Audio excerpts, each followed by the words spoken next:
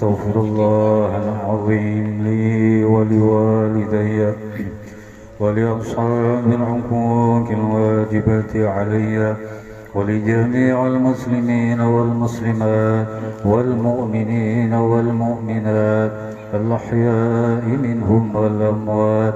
أستغفر الله العظيم لي ولوالدي ولأصحاب الحقوق الواجبة علي ولجميع المسلمين والمسلمات والمؤمنين والمؤمنات الأحياء منهم والأموات. أستغفر الله العظيم لي ولوالدي ولأصحاب الحقوق الواجبة علي ولجميع المسلمين والمسلمات والمؤمنين والمؤمنات الأحياء منهم والأموات.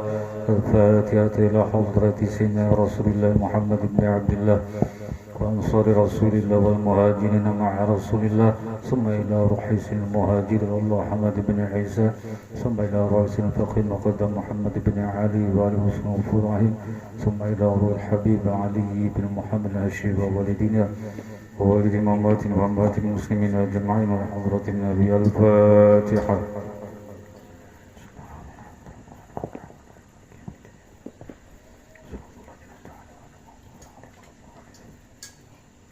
فيا أيها الراجون منه شفاعة صلوا عليه وسلموا تسليما.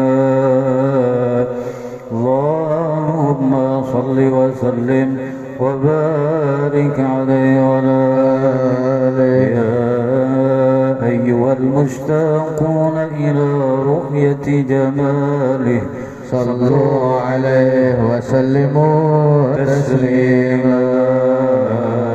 اللهم صل وسلم وبارك عليه وعلى آله. ويا من يختم وصاله يقظة ومناما صلوا عليه وسلموا تسليما. وسلم وبارك عليه وعلى آله. الجنة ونعيمها سعد لمن يصلي ويسلم ويبارك عليه. اللهم صل وسلم وبارك عليه وعلى آله. يا ربي صل على محمد أشرف بدر في الكون أشرق. يا ربي صل على محمد. يا ربي صل عليه وسلم. يا ربي صل على محمد أكرم داع يدعو إلى الحق. يا ربي صل على محمد. يا ربي صل عليه وسلم. يا ربي صل على محمد المصطفى الصادق المصدق. يا ربي صل على محمد. يا ربي صل عليه وسلم. يا ربي صل على محمد أحلى الورى منطقا وأصداق. يا ربي صل على محمد. يا ربي صل عليه وسلم. يا ربي صل على محمد من بالسخاء والوفاة خلاق. يا ربي صل على محمد. يا ربي صل عليه وسلم. يا ربي صل على محمد واجمع من الشمل ما تفرق. يا ربي صل على محمد. يا ربي صل عليه وسلم. يا ربي صل على محمد وصل وسهل ما قد تعوق. يا ربي صل على محمد. يا ربي صل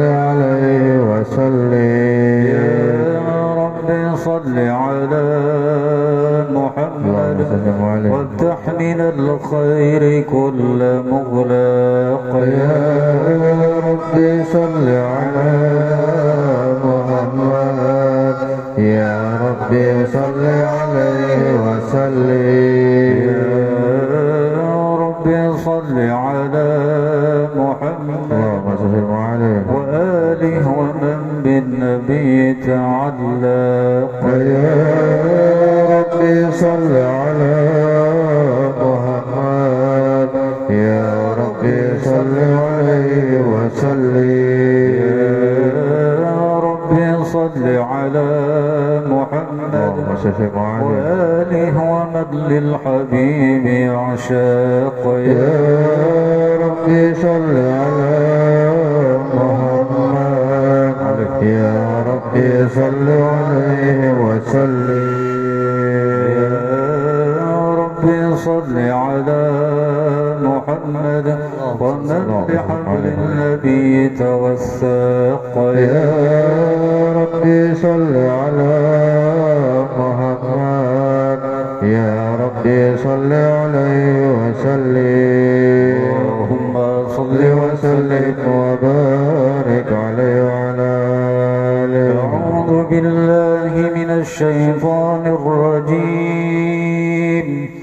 لقد جاءكم رسول من أنفسكم عزيز عليه ما عنتم حريص عليكم بالمؤمنين رؤوف رحيم. صلى الله عليه. فإن تولوا فقل حسبي الله لا إله إلا هو عليه توكلت وهو رب العرش العظيم. صلى الله عليه. إن الله وملائكته يصلون على النبي يا أيها الذين آمنوا صلوا عليه وسلموا تسليما.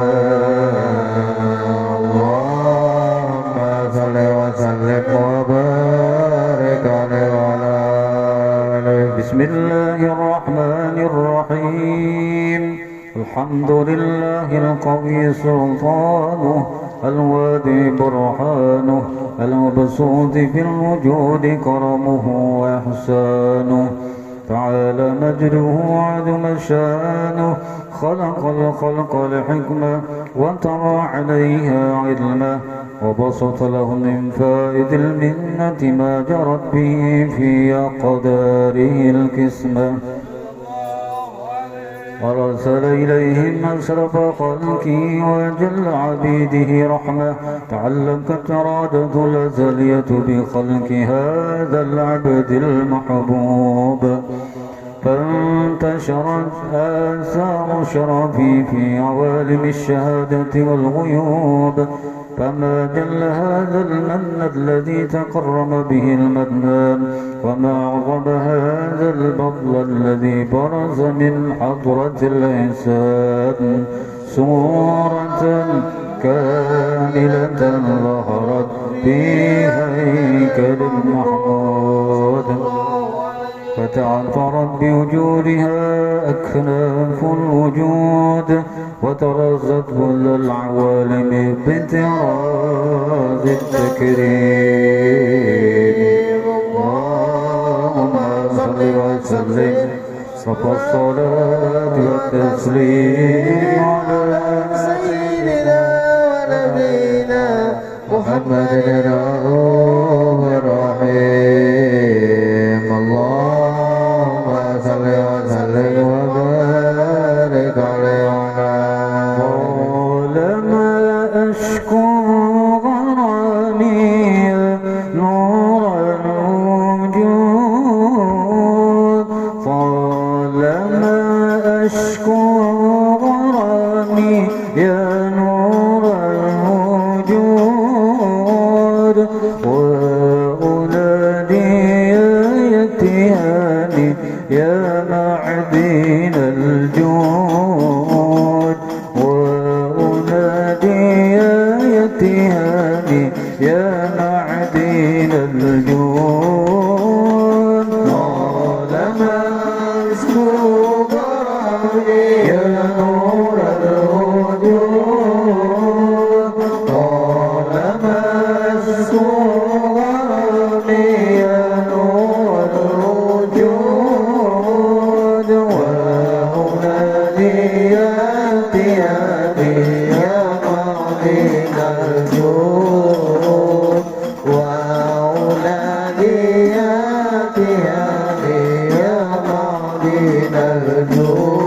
الجود منيتي أقصى معاني أحضان الشهود منيتي أقصى معاني أحضان الشهود وأرى باب السلام يا زكي الجود وأرى باب السلام يا زكي الجود طالب الشهود يا نور الوجود طالب الشهود يا نور الوجود وأنادي يا تهامي يا معدن الجود وأنادي يا تهامي يا معدن الجود يا طيبة يا طيبة يا دار العيان اشتكنا لك والهوى نادانا والهوى نادانا والهوى نادانا يا طيبة يا طيبة يا دوا العيان شقنا لك والهوى نادانا والهوى نادانا والهوى نادانا سيدي يا أبا بكر حبكم في القيامة ذخري يا عمر افديه بعمري وكذا سيدي عثمان سيدي عثمان سيدي عثمان يا طيبة يا طيبة يا دوا العيان شقنا لك والهوى نادانا والهوى نادانا والهوى نادانا صاحب القبضة الأصلية وجاوير بهجة الثانية ولا مرتبة العالية مد إليه باب الريان باب الريان باب الريان يا طيبة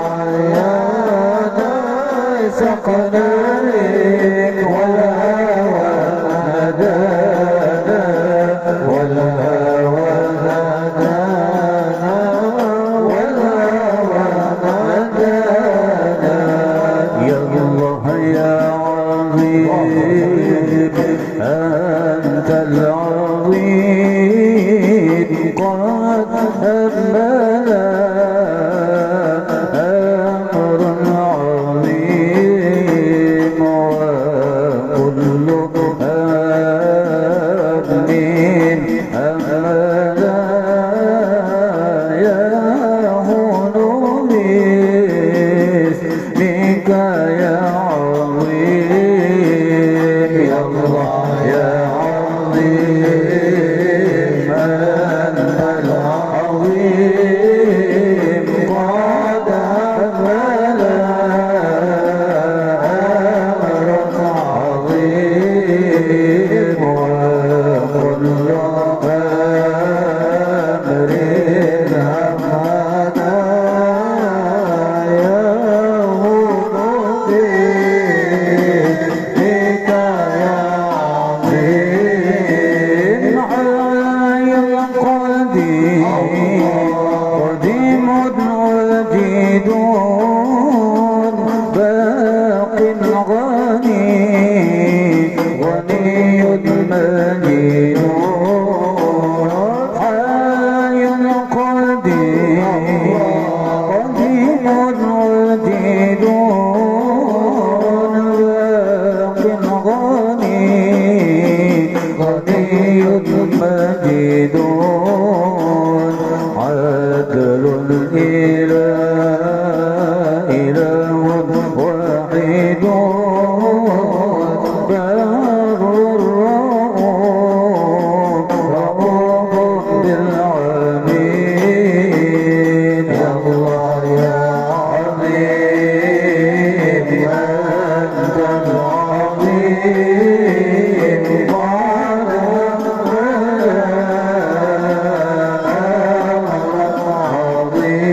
عظيم وكل أمر ربنا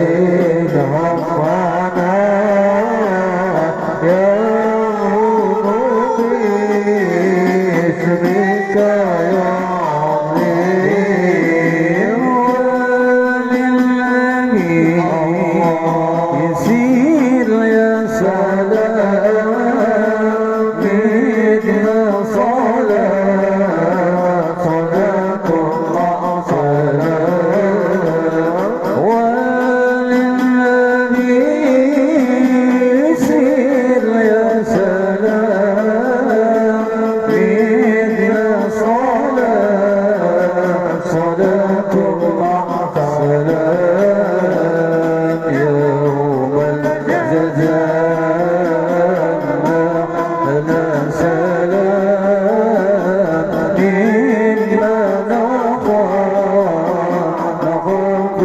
يا مجيد يا الله يا عظيم أنت العظيم قد همنا أمر عظيم وكل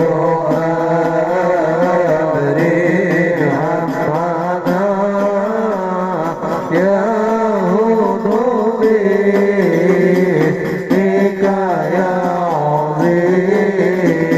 عظيم اللهم صل وسلم وبارك عليه اللهم صل وسلم وبارك عليه وعلى آله تدل الحق بعالم الكرس الواسع تدل ينقضى بانتشار فضله في القريب والشاسع فله الحمد الذي لا تنحصر أفراده بتعداد ولا يمل تكراره بكثرة ترداد حيث أبرز من عالم الإمكان صورة هذا الإنسان صلى الله عليه ليتشرف بوجود الثقلان وتنتشر أسراره في الأكوان فما من سر اتصل به قلب منيب إلا من سوابق فضل الله على هذا الحبيب يا لقلب سروره قد توالى بحبيب عم الولا جل من شرف الوجود بنور غمر الكون بهجة وجمالا قد ترقى في الحسن على مقام وتناهى في مجده وتعالى صلى الله عليه لاحظته العيون فيما اجتلته بشرا كاملا يزيح الضلالا وهو من فوق علم ما قضت رفعة في شؤونه وكمالا سبحان الذي أبرز من حضرة الامتنان ما يعجز عن وصف اللسان ويحار في تعقل معانيه الجنان صلى الله عليه انتشر منه في عالم البطون والظهور ما ملأ الوجود الخلقي نورا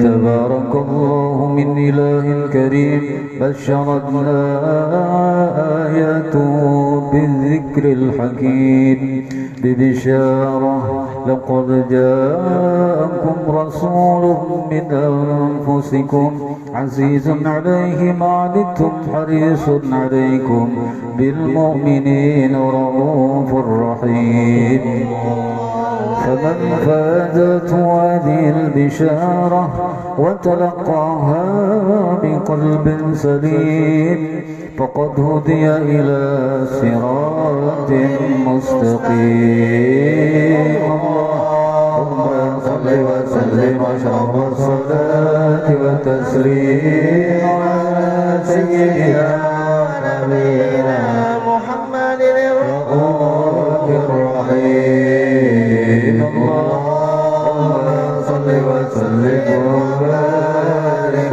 عليه وعلى آله وأشهد أن لا إله إلا الله وحده لا شريك له شهادة تعرب بها اللسان عما تضمنه الجنان من التصديق بها والإعلان صلى الله عليه وسلم بها في الصدور من الإيمان قواعده وتلوح على اليقين من سر ذلك الإذعان والتصديق شواهده أشهد أن سيدنا وحبيبنا وشفيعنا وقرة أعيننا محمد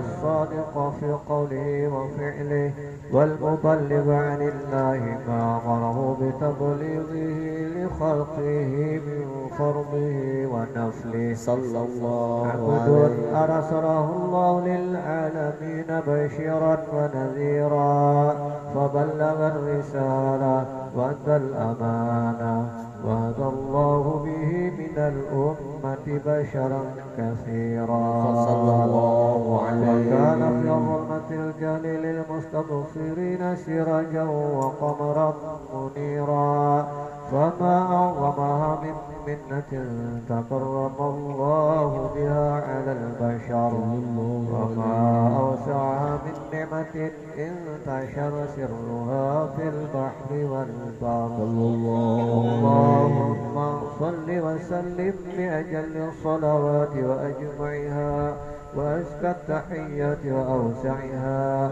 على هذا العبد الذي وفى بحق العبودية وبرز فيها في خيعة الكمال وقام بحق الربوبية في مواطن الخدمة لله وأقبل عليه غاية الإقبال صلاة يتسد بها روح المصلي عليه صلاة يتسد بها روح المصلي عليه صلاة يتسد بها روح المصلي عليه فينبسط في قلبه نور سر تعلقه به وحبه ويكتب بها بعناية الله في حزبه وعلى آله وصحبه الذين ارتقوا صامت المجد بقربه ونفيأوا ظلال الشرف الأصلي بوده وحبه ما أمطر الأكوان من شرك راه النسير اللهم صل وسلم أشرف الصلاة والتسليم على سيدنا ونبينا محمد رب الرحيم اللهم صل وسلم وبارك عليه وعلى آله بشرى للمولى زلل عنا وفدها والدار الجز وعده والبشر أضحى علينا والدار الجز وعده والبشر أضحى علينا بشرى لنا للمولى زلل عنا وبلغنا والدار الجز وعده والبشر أضحى علينا والدار الجز وعده والبشر أضحى لنا يا نفس طيبي باللقاء يا عين قاري أعينا يا نفس طيبي باللقاء يا عين قاري أعينا هذا جمال المصطفى أنواره لهب لنا هذا جمال المصطفى أنواره لهب لنا بشرى لنا من المولى من العلا وبلغنا والدار الذي وعده والبشر أضهاب لنا والدار الذي وعده والبشر أضهاب لنا يا طيبة ماذا نقول وفيك قد حل الرسول يا طيبة ماذا نقول وفيك قد حل الرسول وكلنا نرجو شر محمد نبينا وكلنا يرجو شر محمد نبينا بشرى لنا من المولى زلل وبلغنا والدار الجد وعده وبشر أضحى مولانا والدار الجد وعده والبشر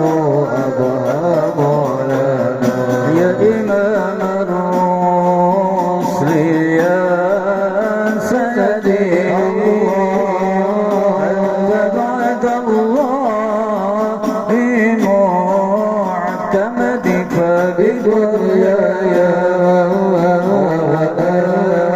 وآخرتي يا رسول الله خذ بيدي يا إمام الرسل يا سندي أنت بعد الله بدنياي وآخرتي يا رسول الله خذ بيدي ما رأت عين وليس ترى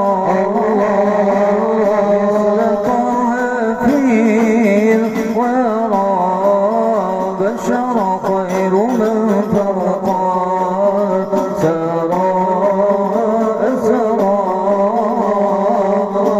غير الأنساب والشيم يا إمام الرسل يا سندي أنت باب الله بدنياي وآخرتي يا رسول الله خذ بيدي يا ابن عبد الله يا أملي يا ملاذ الخائفين يا رب الرسل وبقوس حللي عقد يا إمام الرسل يا سندي أنت باب الله بدنياي وآخرتي يا رسول الله خذ بيدي يا آل بيت النبي السيد العربي لكم مددت يدي ففرجوا كربي يا آل بيت النبي السيد العربي لكم مددت يدي ففرجوا كربي ما دمت بين يديكم فالهم مددي ساكن الحجرات فحيائي يا سندي يا آل بيت النبي السيد العربي لكم مددت يدي فبردوا غربي يا عزة الله في رحمة نصيبات على القلوب بفعل الجود والمدد يا آل بيت النبي السيد العربي لكم مددت يدي ففرجوا كربي صل وسلم وبارك عليه وعلى آله اللهم صل وسلم وبارك عليه وعلى آله أما بعد فلما تعلقت إرادة الله في العلم القديم بظهور أثر التخصيص للبشر الكريم بالتقدير والتكريم نفذت القدرة الباهرة بالنعمة الواسعة والمنة الوامرة فانفلقت فائدة التصوير في العالم المطلق الكبير عن جمال مشهود بالعين أو الوصف الكمال المطلق والحسن التام الزين فتنقل ذلك الجمال الميمون بالأصلاب الكريمة والبطون وما من صلب ضمة إلا وتمت عليه من الله النعمة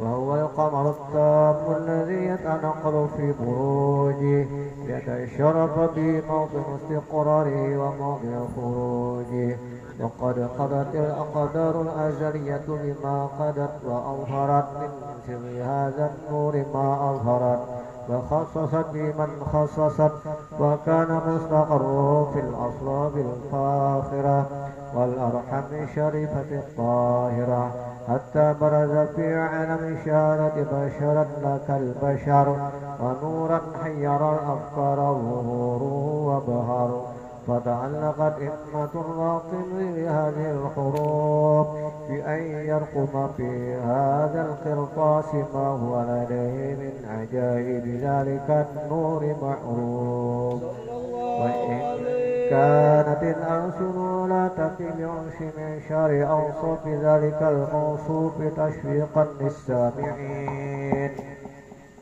من خواص المؤمنين وترغيحا للمتعلقين بهذا النور المبين وإلا فأن تعرب الأقلام عن شؤون خير الأنام ولكن هزني إلى تدوين ما حفظت من شر أشراف المخلوقين وما أكرم الله به في مولدي من الفضل الذي أما العالمين وبقيت رايته في الكون منشورة على مر الأيام والشهور والسنين داعي التعلق بهذه الحضرة الكريمة ولائج التشوق إلى سماء أوصافها العظيمة ولعل الله ينفع به المتكلم والسامع ولعل الله ينفع به المتكلم والسامع ولعل الله ينفع به المتكلم والسامع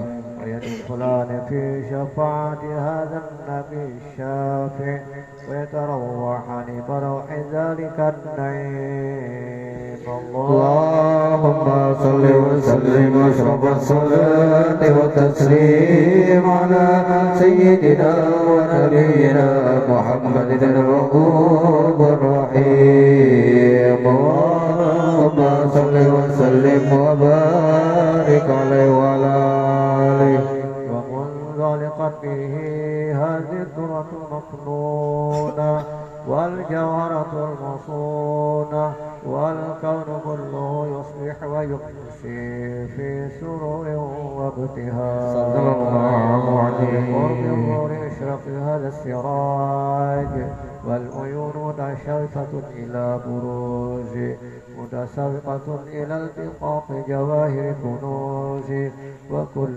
دابة لقريش نطقت بفصيح العبارة معلنة بكمال البشارة وما من حامل حملت في ذلك العام إلا تكفي حملها بغلام من بركات وسعادة هذا الإمام صلى الله عليه ولقد الأرض والسماوات متضمخة بأمطر الفرح بملاقاة أشرف البريات وبروزه من عالم الخفاء إلى عالم الظهور بعد تنقله في البطون والنور قال الله في الوجود بهجة التكريم وسط في العالم الكبير مائدة التشريف والتعظيم ببروز هذا البشر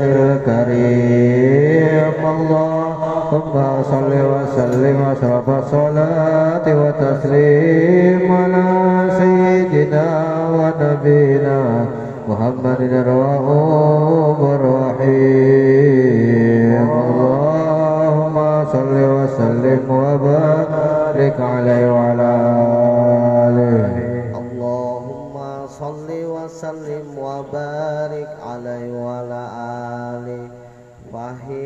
من قرب العوان هذا الحبيب علمت السماوات والأرضون ومن فيهن بترهيب وامطار الوجود لله على أهل الوجود تسير وألسنة الملائكة بتبشير العالمين طائر سبحان الله والحمد لله ولا إله إلا الله والله أكبر سبحان الله والحمد لله ولا إله إلا الله والله أكبر سبحان الله والحمد لله إلا الله والله أكبر والقدرة كسفت كنا هذا المسطور ليبرز نوره كاملا في عالم الزور نورا فاق كل نور صلى الله عليه وأنفذ الحق الحكم على من تولى الله عليه النعمة من حواس الأمة أن يهدر عند وطئه أمة تأنيسا لجلابها المصون ومشاركة لها في هذا السمات الممدود فحضرت بتوفيق الله سيدة مريم سيدة عاسية وما هما من الحور من قسم الله له من الشرف بالقسمة الوافية فالوقت الذي رتب الله على حضوره وجود هذا المولود فانفلق سبل الكمال من النور عن عمود وبرز الحامد المحمود مزنا لله بتعظيم والسجود صلى الله على محمد صلى الله عليه وسلم صلى الله على محمد صلى الله عليه وسلم صلى الله على محمد يا ربي صل وسلم يا نبي سلام عليك يا رسول سلام عليك يا حبيب سلام عليك صلوات الله عليك يا نبي سلام عليك يا رسول سلام عليك يا حبيب سلام عليك صلوات الله عليك أشرق الكون ابتهاجا بوجود المصطفى أحمد ولأهل الكون أنس وسرور قد تجانا يا نبي سلام عليك يا رسول سلام عليك يا حبيب سلام عليك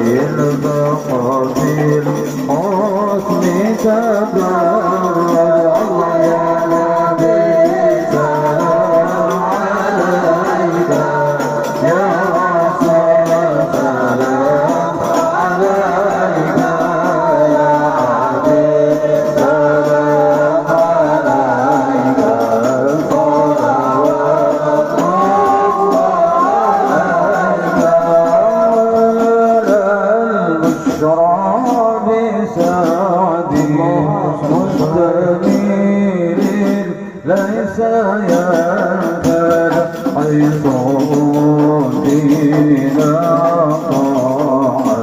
الجماع الفخر المؤمن الله يا نبي سلام عليك يا رسول سلام عليك يا حبيب سلام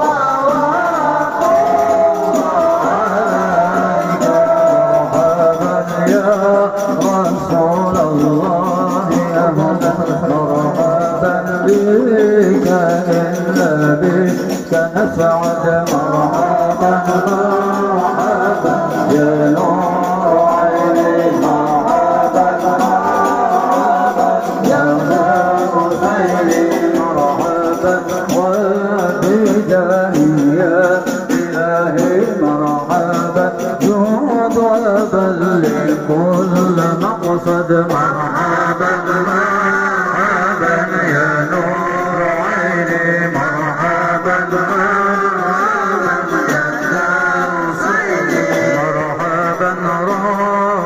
بلغنا بجاهه مرحبا بديوان خير مقعد مرحبا مرحبا يا نور عيني مرحبا مرحبا يا حسيني والصلاة الله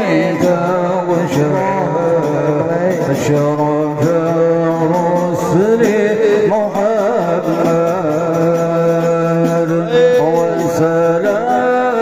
وسلام مستمر كل حين يتجدد صلى الله على محمد مرحبا صلى الله عليه وسلم مرحبا صلى الله على محمد مرحبا يا ربي صل وسلم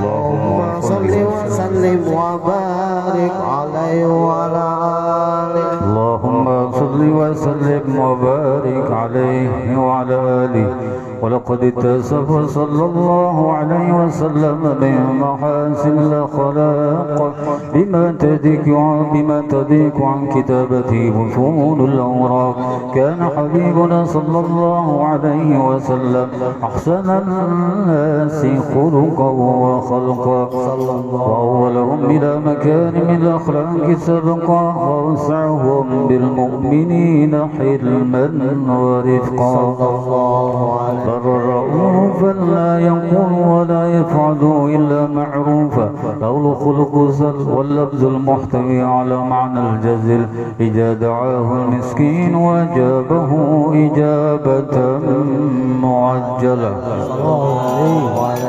وهو الأب الشفيق الرحيم باليتيم والأرملة ولهم مع سهولة أخلاق الهيبة القوية التي ترتعد منها فرائس الأقوياء من البرية ومن نسل به تعطرت الطرق والمنازل وفي عرف ذكره تطيبت المجالس والمحافل صلى الله عليه وفي عرف فهو صلى الله عليه وسلم جامع الصفات الكمالية والمنفرد في خلق وخلق بأسرة خصوصية، فما من خلق في البرية محمود إلا وهو منطلقا عن زين الوجود.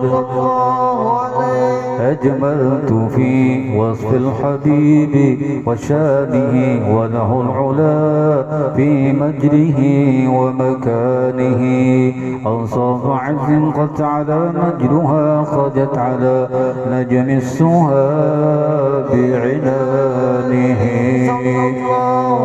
وقد انبسط القلم في تدوين ما فاته العلم من وقع مولد النبي الكريم وحكاية ما أكرم الله به هذا العبد المقرب من التكريم والتعظيم والخلق العظيم. فحسن مني أن أمسك عنة الأقلام في هذا المقام وأقرأ السلام على سيد الأنام. السلام عليك أيها النبي ورحمة الله وبركاته.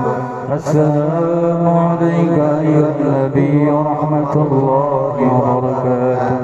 السلام عليك أيها النبي ورحمة الله وبركاته. وبذلك يصل الختم كما يصل التقديم، فعليه أفضل الصلاة والتسليم.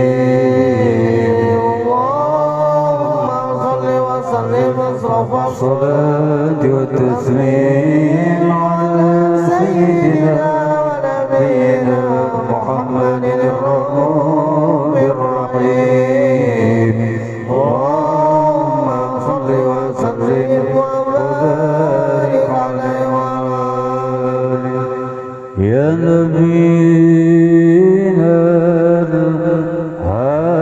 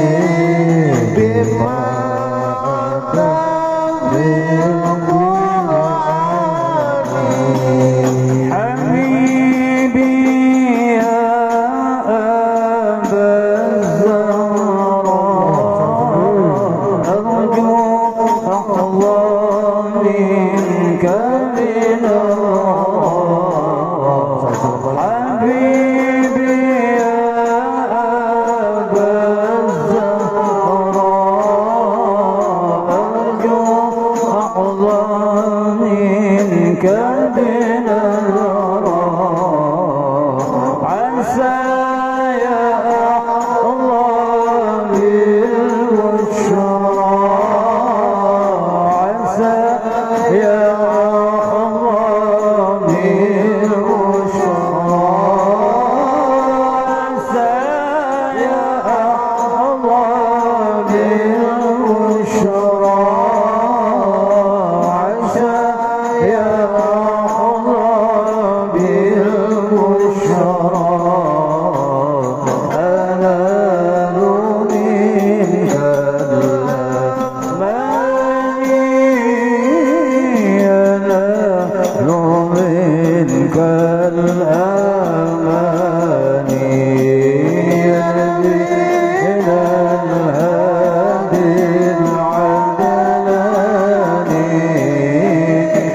والسلام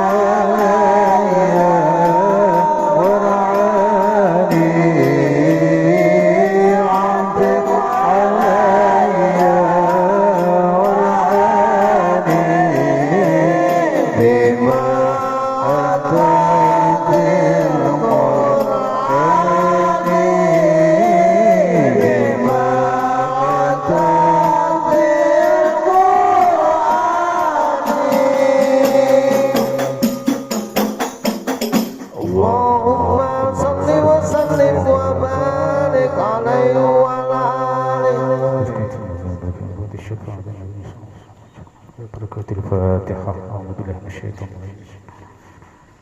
الحمد لله رب العالمين الرحمن الرحيم مالك يوم الدين إياك نعبد وإياك نستعين اهدنا الصراط المستقيم صراط الذين أنعمت عليهم غير المغضوب عليهم ولا الضالين آمين. بسم الله الرحمن الرحيم.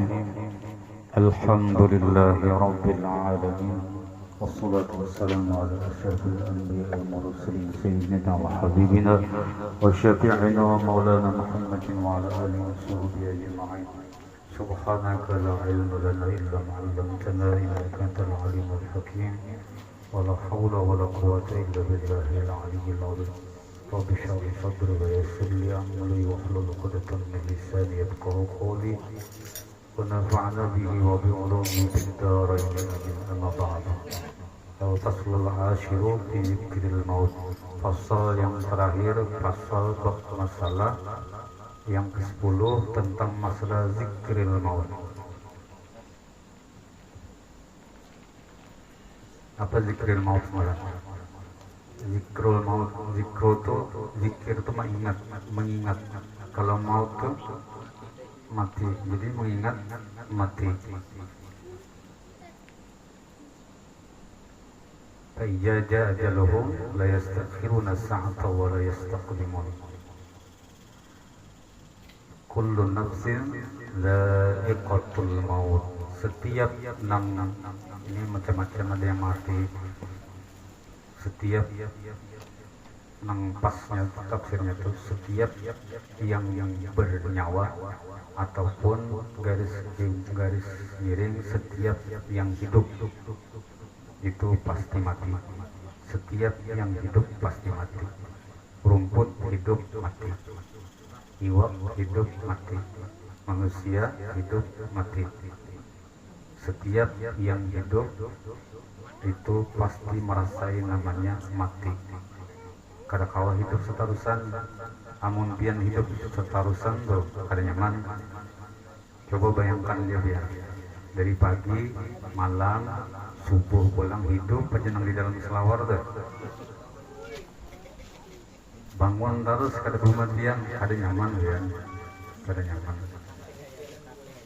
Serba salah tuh.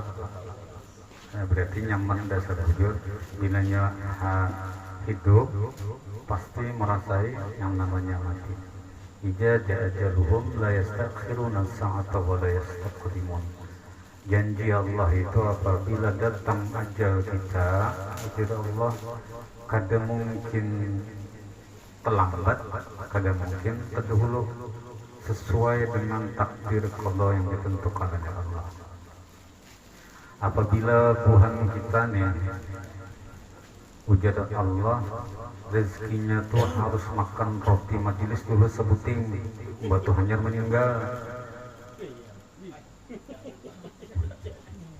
Makan roti majelis dulu tuh hanyar meninggal. Jadi kan makannya 2 tahun kemudian. Itu misal rezeki kita tuh kan. Ini ada yang orang lah berminta, nak tukar kampung, abah ini nasi padang, abah nak makan. Hanya datang nasi padangnya, sudah meninggal.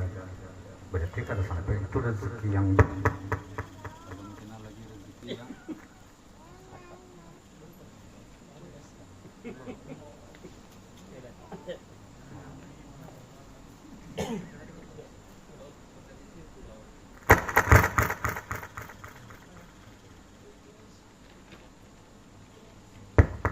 satu. Bahasa bola. Belum rezeki ini rezeki yang dimuntung, belum rezeki yang lain-lain. Jadi bilanya sudah ketentuan Allah itu, kada mungkin badudi, kada mungkin berdahulu, sesuai dengan janji kada Allah yang Allah tentukan meninggalnya kapan. Jadi kada kau berdahulu, kada kau berdudi, sesuai. Bermula fasal yang ke-10 pada menyatakan zikrul maut, artinya ingat mati. Adapun zikrul maut yakni ingat akan mati. maka yaitu sifat yang kepujian yang dituntut oleh syarak, seperti firman Allah Ta'ala, qul innal mauta alladzi tafirruna minhu fa innahu mulaqikum. Sesungguhnya wajar Allah mengarankan kematian itu biar buka kemana aja tetap menemui kita lawan ngarannya meninggal, ngarannya mati. Kalau bebuan kita yang manusia nih, badaknya gini, apabila yang habis umur nih lah, yang habis umur nih manusia, amun kawa jangan hendak siapa nang mati ya. Amun kawa jangan hendak kita bila yang habis umur nih manusia. Jadi adab montong kita nih bilanya habis umur nih manusia, itu siapa yang meninggal. Gitu, jangan kita kawan siapa nang mati tadi, walaupun sebenarnya sama aja kan meninggal lawan mati itulah, cuman kalau mati untuk binatang silahkan, porsinya porsi kata-kata aja sebenarnya adab dari montong kita. Jadi bilanya apa tuh yang mati, kucing kan, itu pas. Apabila yang meninggal ini yang menghabiskan umur di manusia, bagusnya kata-katanya meninggal. Siapa yang meninggal? Bila pian bertakun, atau misalnya jangan sampai kita bertakun lawan kawan siapa yang mati tadi. Itu bahasanya lebih sedikit kada nyaman didengar. Padahal sama aja kan, mati meninggal itu sama. Cuman bagusnya mati itu dihendak letaknya di binatang, hewan. Kalau meninggal itu hendak di manusia. Jadi bahasanya itu lebih halus, kada kasar. Padahal sama-sama pada habis umur juga. Sama pada habis umur.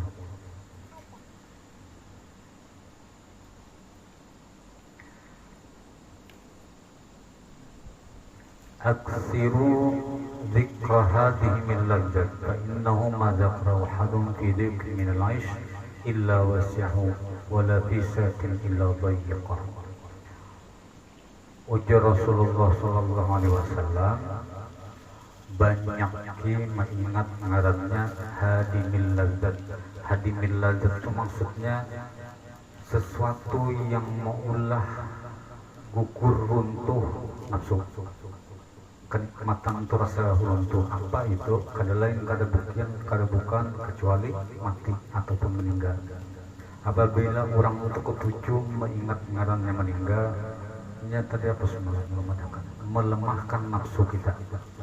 Sama nang kayak puasa, ma minkumul ba'ah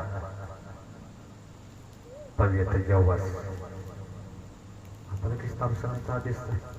Apabila ini kita ini sudah ba'ah Nabi, nantinya sudah sampai umur, cukup sudah, rezekinya ada, dintuhut buat aja lah kasih kawin.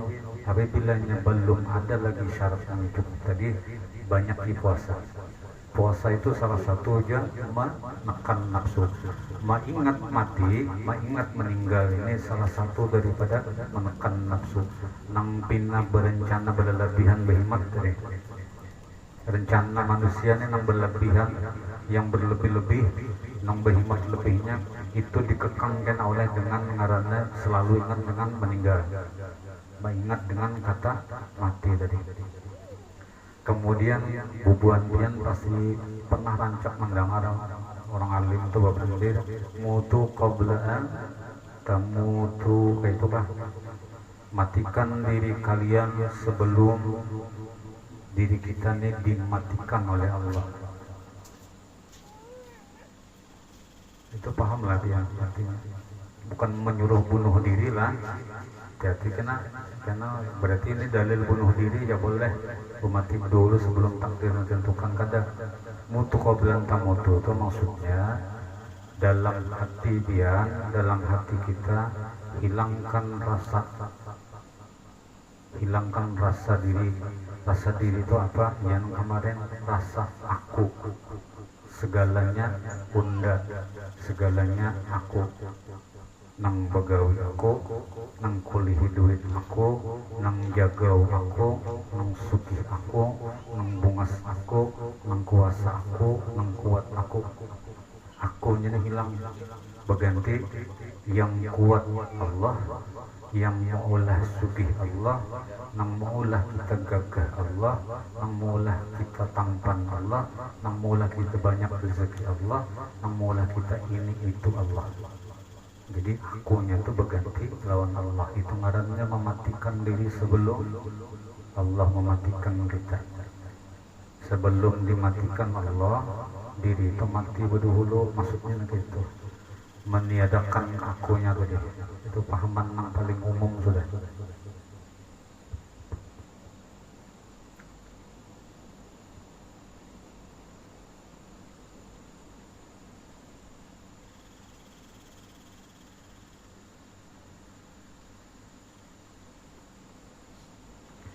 Sabda Nabi sallallahu alaihi wasallam, "Lau ya'lamu al-bahaimu minnal maut wa ma ya'lamu ibnu Adam lama akaltum minna samina." Artinya jikalau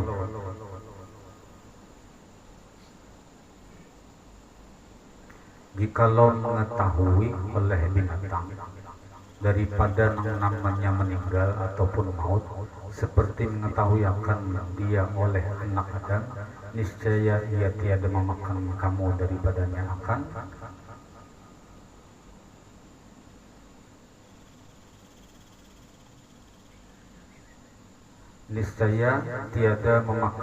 daripadanya. Seandainya tuh binatang ini diandaki Allah ilmu di kepalanya binatangnya bahwa sebenarnya tahun kayak manusia bawa cagaran mati, inya kada mungkin lagi hendak memakan bermadu. Inya kada mungkin lagi binatang ini gawiannya mencari makan, menganyangi perut kadang lagi. Nang dibanyaki si binatang tadi ini ibadah. Jadi seandainya ujar tadi binatang ini disamakan ilmunya tahun kayak manusia, bahwa hidup ini cagaran meninggal kada berlawasan, nya kada mungkin lagi binatang ini menghibaki parut pora besar kanyang, kada mungkin lagi setiap harinya ini dipikirkan tuh nangki apa supaya sugih, nangki apa sih kira berduit, kada itu lagi bahasannya. Nang kayak apa kena amun meninggal ini ada nang dibawa. Seandainya aja. Jadi andai ini jikalau orang itu mulai bahari itu ada sudah jaka itu masih ada. Lau seandainya. Ini kawa kita memaham, tapi nama ngaranna binatang kada jandeki Allah ilmu, kepintaran otak lalu kada tahu maksudnya dipahamnya di sini. Untungnya manusia itu sudah dipadakan bahwa hidup ini cagaran meninggal. Diberitahu oleh Allah ikamne bebuhan dianne kada kawal lawas hidup paling lawas benar hidup umat Nabi ini paling ringkas mana sudah. Umat Nabi Muhammad sallallahu alaihi wasallam ini paling ringkas. Jar Nabi umatku tuh kena umurnya tuh di antara 60 sampai 70. Di antara 60 sampai 70 umurnya. Ada juga dari Nabi yang lebih daripada itu jarang terjadi. Jadi persenan yang paling banyak kita meninggalnya di umur 60 sampai 70. Lebih pada itu ada 80, 90, 95 ada, tapi kada lebih banyak sedikit.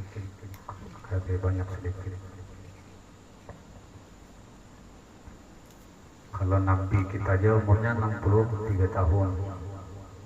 Mungkin anak ngumpetin Nabi, ukur aja tuh umur ini berapa sudah. Anggap umur 50 tahun sudah. Sisa 13 tahunnya lagi hidup satu umat benar. Siapa dah? Itu kadus sangali-ngali ukuran bah. Bina bingung babila lah aku ini meninggal, babila juga kan meninggal. Ukur aja lawan umur Nabi 63 tahun. Kita umur 50 tahun berarti 13 tahun lagi. Sisa ini nang paling inti benar. Kawa kada kita memakai lagi sisa-sisanya tuh. Jadi kalau orang sudah itulah berpikir adalah kawa mikirkan di kepala lawan di hati. Berapa lagi lah berharap-harap, berapa lagi lah bila macam-macam. Dikit benar lagi waktunya. Maka zaman ini pian mungkin paham berkah waktu hilang sudah. Pagi sampai sore asa setumat setumat benar. Malam sampai ke subuh setumat lah. Seharian semalaman terasa setumat banget. Kada kapi berasa lagi jarwe.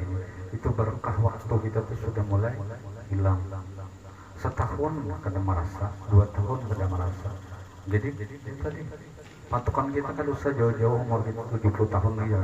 Iya, 70 tahun. Patokannya di Nabi aja 63 tahun. Apabila nanggung umur 40 tahun, kayak ini 40 tahun, berarti sisa umur 23 tahun. Dikit benar lagi ya. Banyak-banyak aja lagi mencari ridho Allah, beribadah banyak-banyak. Ibadah walaupun kan ibadah zahir lah, mungkin dia paham. Ada ibadah yang luar biasa kenalnya yang diolah oleh orang-orang tasawuf. Ibadah batin. Ibadah batin itu apa? Melatih hati supaya jangan buruk sangka lawan manusia. Itu yang paling alih banget. Melatih hati supaya dengan semua manusia tak ada buruk sangka. Baik manusia itu pada hakikatnya. Tapi bila nyepian melihat maling, jangan langsung kada apa nih maling baik ke manusia. Itu bukan di situ letak melatihnya ada. Bila melihat maling, tangkap dia malingnya. Jangan dia lihat akan. Jangan sampai luput lah lahir syariat itu, jangan sampai luput. Syariat tetap digawi, itu bagian dalam latihan, itu bagian dalam supaya hati kita tenang karena tahu asal usul muasalnya, tahu itu aja.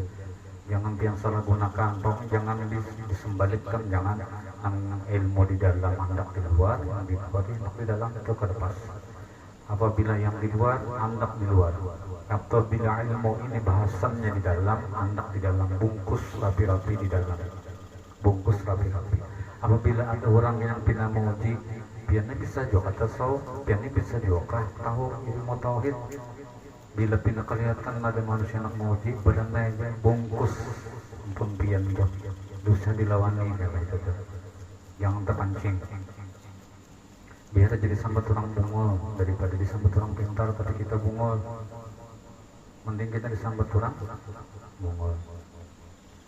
Mungkin apa sekira jangan dihina orang lagi ya. Rendahkan diri kita paling serendah-rendahnya.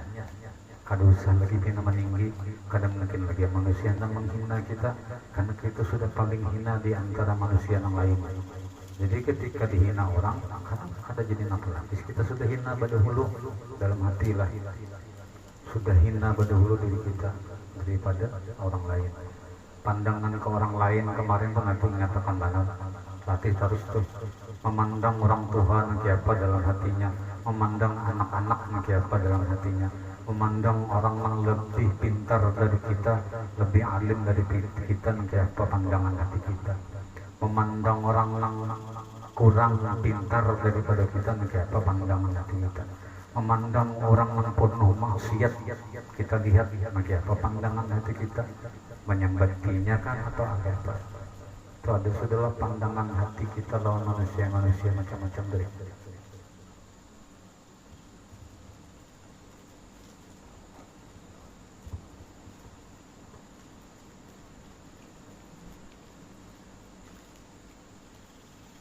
Ya Rasulullah, hal yahsyaru ma'a syuhada ahadun qala na'am may yadhkurul mauta fil yawm wal lailati 20 marrah.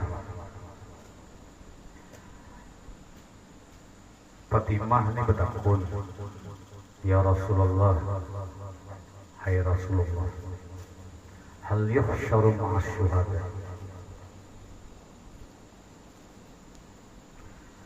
adakah yang dibangkitkan daripada umat piannya inya ini beserta dengan orang-orang yang syuhada, mati syahid pada hari kiamat nanti? Ujar Nabi, na'am. Qala na'am, ada. Siapa orangnya? Mayyal urul mauta fil yawmi wal lailati 20 marrah. Orang yang selalu mengamalkan mengingat namanya mati, mengingat namanya meninggal dalam satu hari dan satu malam, seharian semalaman, itunya mengingatnya 20 marrah, 20 kali.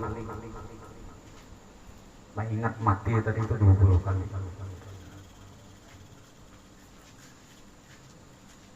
Bilanya kau mengamalkan siang dan malam, Presiden ini 20 kali dalam siang lawan malam, mengingat nengarannya lawan meninggal mati tadi, itu jar Nabi karena pada hari kiamat inya dibangkitkan beserta dengan orang-orang yang syuhada. Syuhada itu artinya yang mati syahid. Itu luar biasa saudara. Bila orang sudah mati syahid itu diberi hisab tanpa hisab. Hisab itu apa? Tanpa dihitung lagi, tanpa pertimbangan lagi. Jadi karena di hari kiamat itu macam-macam. Ada yang bertimbang dihisab, ada yang kada bertimbang langsung, ada yang bertimbang ringan, ada yang berat. Nang bertimbang ringannya timbang datang syafaat, gugur ke lebih banyak pahala, sudah lulus dari timbangan.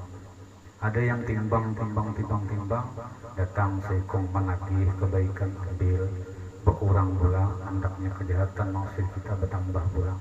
Sekong bang menagih pulang, ini berkurang muflis tadi, orang muflis tadi itu. Banyaknya berisi pahala di dunia ini yang memang pada hakikatnya pahalanya itu ini ikhlas, memang diterima, tapi banyak juga maulah perkara yang pahalanya ini bakalan diambil orang lain. Salah satu yang paling tancap kita kadang itu menzalimi orang, kemudian menyambati orang, kemudian memfitnah orang. Bila yang ketujuh memfitnah, ketujuh menggibah, ketujuh menyambati orang, ini pahala kita nang bina nang singgonol nang kayak gunung anak tuh kejadian apa aja. Itu diambil oleh orang nang kita fitnah, diambil oleh orang yang kita gibah, diambil oleh orang yang kita walimi, kita sambati macam-macam. Ini muntung bahaya, terbitnya muntungnya daripada hati yang penyakit nang kada baik nang 10 tadi. Bilanya 10 ini insya Allah tunggal di kita dihilangkan di hati, dihilang juga nang muntung kada baik biasanya.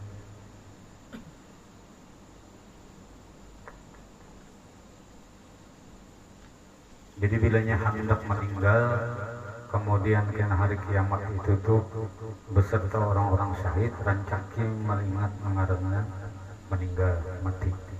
Salah satu caranya itu soalnya dulu rancak ke kuburan, rancaki kuburan. Dulu di Pal 7 tuh ada guru siapa kan ingat tuh sudah meninggal sini. Sini tuh guru karena padahal guru nang majelis banyak begitu nah kesana kemari, tapi bila ini ada yang menyuruh sidin minta jagakan di kubur 3 hari 3 malam tuh sidin paling laju berapa hadiahnya kada peduli hadiah sih mau berapa yang penting di sini siapa kan aku makan 3 hari 3 malam tuh ada makan, yang lain kada usah kada apa asal makan aja kok ya sidin. Sidin paling suka sudah mengarannya di kuburan tuh 3 hari 3 malam di lawan sidin. 7 hari 7 malam pernah ulun lawan sidin kan. 7 hari 7 malam di Karangpaci Landasan Ulin loh. Landasan Ulin itu 7 hari 7 malam. Hendak siup pian terakhir malam ke-7 tuh. Uyuh di kuburan tuh uyuhnya kan dia. Mbak guring jilanya berapa? Bahadap sebelah sini nisan orang, bepaling ke sebelah sini nisan orang, bepaling pulang bersih itu iya nisan juga. Kan berapa di antara nisan orang tadi di atas nisan. Rapat loh di Karangpaci itu rapat. Sidin tuh, aku di Sidin bilanya mulai bahari, bilanya disuruh orang minta hajat ngaji di kubur, aku paling ketujuh. Kenapa? Di kuburan ini Sidin di atas kubur yang menjagakan mayat yang masuk ini. 7 hari 7 malam itu sini nang digawin apa? Mengaji, istirahat, sembahyang, mengaji, istirahat, mengaji, kuring setumat, mengaji. 7 hari 7 malam tuh mengaji yang banyak Kalau di rumah di sini kadang mungkin terbuka sampai gitu Al-Quran itu. Jadi momennya nih nang maulah kau terbuka. Di kuburan itu kan digawi orang yang menunggu tadi. Ngaji 3 juz 4 juz istirahat. Goreng stomat udah berstomat, wudu pulang, ngaji pulang. Orang berangkat kegantian 2-2 misalnya. Nah itu tuh banyak loh fadilatnya, mengaji dapat pahala. Kemudian begana dikubur, masuk di zikrul maut, selalu ingat lawan meninggal mati. Sawat pula kan ingat dua seharian semalaman tuh dihiganisan aja berduduk bau kambang melati, umbahnya kena bau macam-macam. Kadang ingat juga mati sedang banget yang di atas kuburan dari begana lain, misalnya di pasar kan, atau di padang kerokean kan, atau di warung jabelai kan, bisa jadi itu kadang ingat mati, selalu hidup terus kan di situ. Kalau sudah di kuburan, wah dia luar biasa. Sawat kadang ingat juga lagi di meninggal tuh sadang. Tapi Nabi lihat minta dalam sehari dan semalam itu 20 kali aja untuk mengingat mati, tafakur dengan kematian, bukan setiap saat. Nabi kada pernah meminta kita ingat mati 24 jam, enggak ada. Coba latih dalam sehari semalam itu 20 kali kita tafakur dengan kematian, ingat mengarang mati. Oh inilah aku bakal meninggal. Oh inilah yang ada nih bakal meninggal. Itu ingat itu aja. Kenapa? Supaya berusaha tetap jos. Bilanya kita harapkan mencari rezeki, ingat meninggal, ingat mati, cagaran matinya biasanya kurang nafsu untuk bercari, kurang. Kenapa? Mati juga kena cagaran, meninggal juga cagaran, bapak lebih menghemat, kurang biasanya. Jadi bercangkal aja saja masalah. Cuman ada saatnya. Yang paling bagus landakannya ketika kita bercari nanggasan dunia, rezeki dunia itu, hendaklah di angan-angan kita bahwa kita cagaran hidup terus. Tapi ketika kita beribadah, andaki di dalam hati kita ini, kita bakal meninggal. Kada tahu umbah sembahyang kah, umbah guring kah, atau esok kah, atau esok kada tahu. Jam 11 jam 10 lewat 6 4 menit lagi.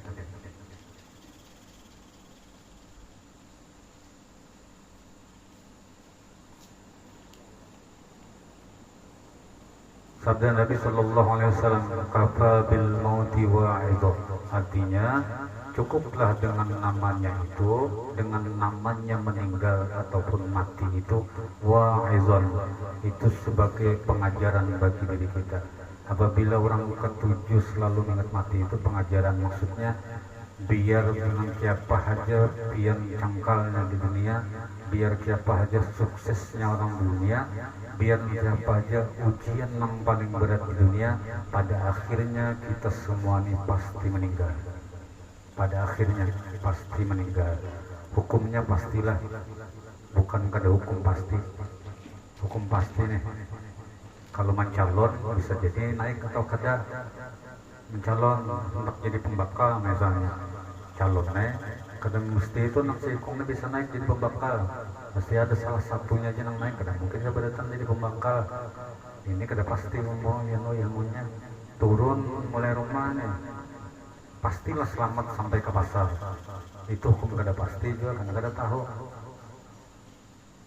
Umur 30 tahun pastilah cagaran bebini, kada tahu. Umur 35 pastilah cagaran berisi anak, kada tahu, kada pasti. Nah, meninggal mati hukumnya pasti, kada bakal kada, pasti meninggal, pasti habis kehinakan. Memang salah satu ciri kita yang sudah Tuhannya biasanya dikurangnya itu macam-macam. Penglihatan berkurang, uban bina banyak, awak bina belamah, asalnya jos benar, karena bina jos lagi, satu tumat lapah, behinak bina di bumbunan sudah. Bangkat sedikit aja bina lapah banget dah. Makan tapi kok banyak lagi, banyak haritan. Ini salah satu banyak yang sudah dikurangi nikmat. Apabila sudah dikurangi nikmat ini berarti itu tanda sudah. Jangan lagi bina paharapnya itu, jangan lagi rampih dah. Jangan lagi bina penjagawan lo kada usah lagi, apa itu lagi menjaga-jagawakan. Yang dipikirkan tuh bercari rezeki kayak biasa, anak bini insya Allah dicukupi, banyak beribadah gitu justru. Banyak selalu ingat zikrul maut. Allahu a'lam bishawab. Ke situ gitu. Karena ini pada malam minggu lagi kalau jadi kita satu mata aja jam 10 lewat 11 atau lewat 15 selesai. Hari ini legendnya keluar, hari ini memang betapa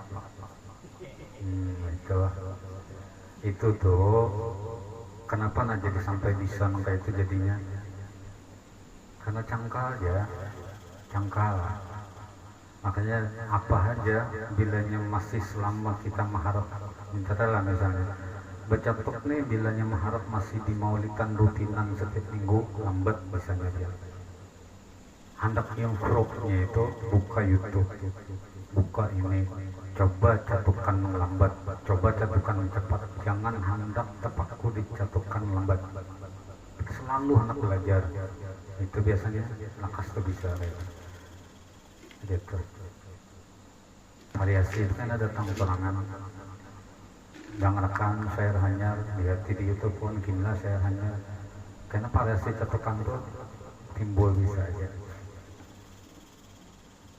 Kawannya bila nyenang melingkar merasuknya harus model kayak klok tuh penghenti nya model kayak sudah gitu ya rasuk tuh nyaman lah mendengar orang jatuhkan benangan apa ganas lah jatuhkannya buahnya nyaman didengar jam terbangnya kuat ya sudah kada dua yang ianya bubuhannya dicangkal belajar Udin tuh mulai umur belum kawin bahari masih sekolah SMA Mas sudah belajar, sudah bisa sampai wah ini anak 3 deh.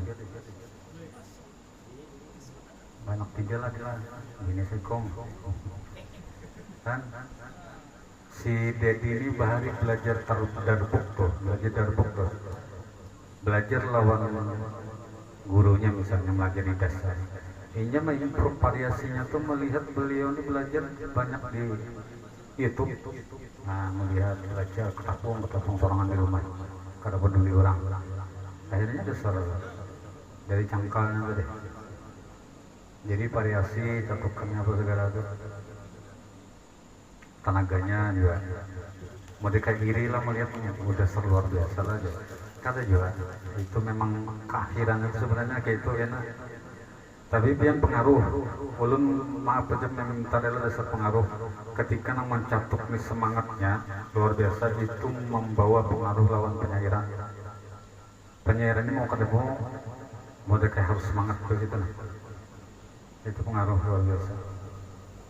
Memang. Tapi kan jangan yang lama juga kan lah. Kada kawat, itu nyata sudah jangan. Tetap semangat aja belajar apa dia belajar bisa kada bisa ada yang ngatur yang penting belajar mulai awal dulu kada bisa dulu jatuh sampai ini sudah luar biasa hanya 1 tahun 2 tahun sudah ganal-ganal sudah aja Allah bisa ada yang bertakun enggak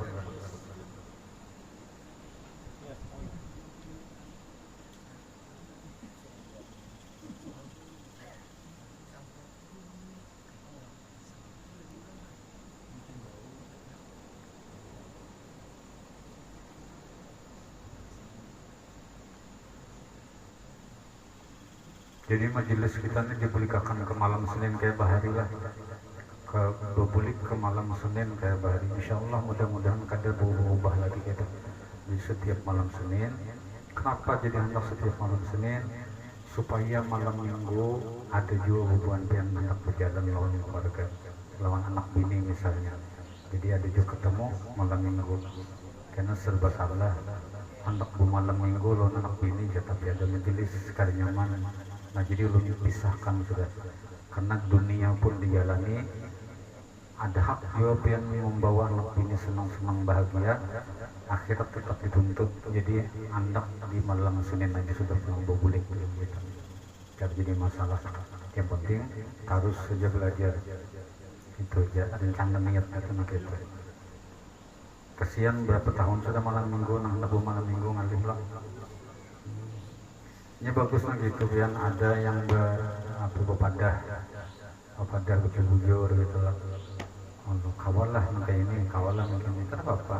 Dipikirkan, jangan ditahan dalam kepala aja. Baguslah mungkin kira-kira orang hendak ini mau kada kawa kada apa juga bang, kada kawa kada apa juga aja. Tapi kawa dipikirkan gitu maksudnya. Tapi mudah-mudahan malam Senin kayak ini tetap kita harus sadar di sini. Adalah kata dia matakunlah Allah alam bisawab, minta rela minta halal minta ridho. Kalau ulun ada salah dalam perkataan dan perbuatan ulun, mudah-mudahan dosa kita diampuni Allah Subhanahu wa taala. Mudah-mudahan kita diistiqomahkan dalam menuntut ilmu. Mudah-mudahan kita selalu diakui oleh Rasulullah sallallahu alaihi wasallam sebagai umat sidin. Amin ya rabbal alamin. Al-Fatihah. A'udzu billahi minasyaitonir rajim. Bismillahirrahmanirrahim. Alhamdulillah rabbil alamin. Arrahmanirrahim. Iyyaka na'budu wa iyyaka nasta'in. Amin ya Allah. Bismillahirrahmanirrahim. Alhamdulillah rabbil alamin.